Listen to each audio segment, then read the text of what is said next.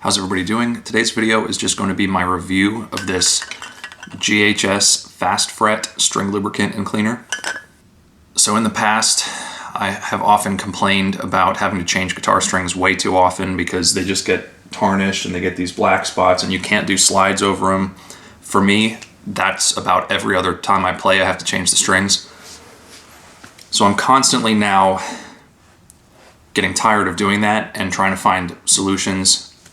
So of course, for the longest time, I've been using D'Addario XLR8, which is a similar product to this. It comes in like a shorter tin. I've been using it a lot, but just this winter, I started to realize that I would get one of those XLR8 tins. I would take it out of the bag and it would last like a week before it would dry up, I think because the humidity's been so low. But it got me wondering, or thinking it's probably doing the same thing off the string. I probably put that on there to protect the string and then it evaporates off. So it's a little bit too light for winter use, was my thought. I already had tried Fingeries, which is like a spray can.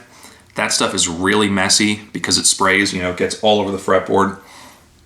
So I didn't really like that, and it's a little bit too gloopy.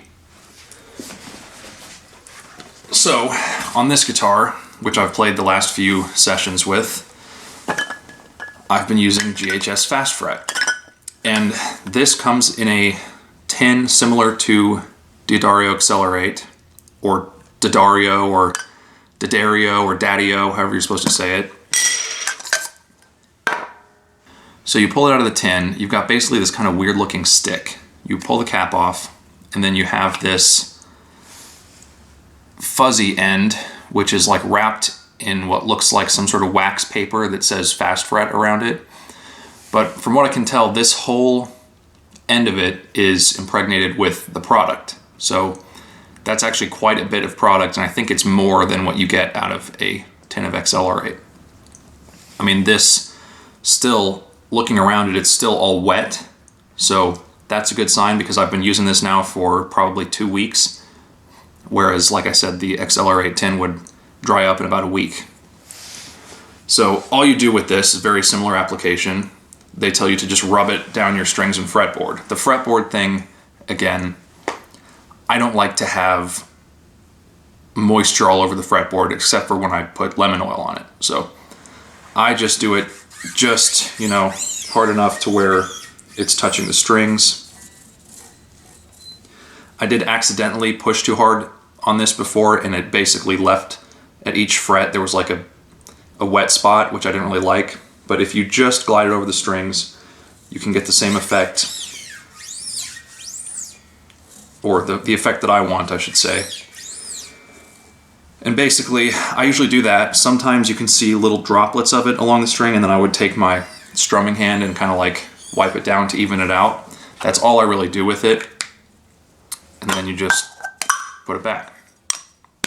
Now, I had been getting 2 practice sessions out of a set of strings, and I can't say scientifically if this product is improving that, or if it's just that the air has been so dry that there's no ambient corrosion going on.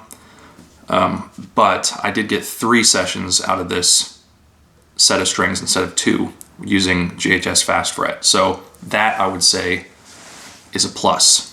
As far as the consistency of it, I would say it sits somewhere in between XLR8 and Fingeries, where it's still pretty watery, but it's not so much so that it's evaporating and you lose all the product. I would find that when I used XLR8 to practice lately through the winter, I would play for about 30 minutes. The strings would be completely dry. Then I would take a rag and wipe them down, and then I would reapply it after 30 minutes, which is at the beginning and in the middle of my practice.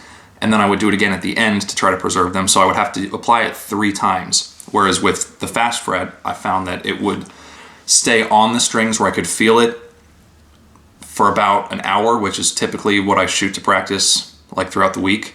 And that's good because that means I was only applying it at the beginning and the end rather than 3 times. So that could also be a factor as to why it seems to be lasting longer.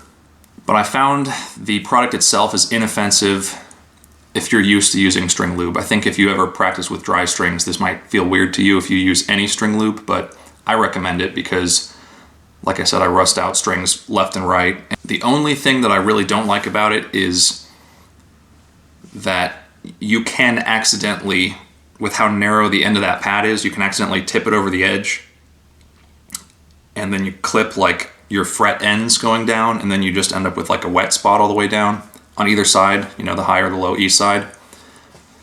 I mean, you get used to that, I guess, because I haven't done it since the first couple times I applied it. But the other thing is, as with any product that you're putting on that's a string lube, it can make your bridge and pickups and nut kind of sloppy looking, although I don't think there's any detriment to the materials. But I mean, you can kind of, maybe you can kind of tell if that pickup looks kind of dirty or the bridge looks kind of dirty.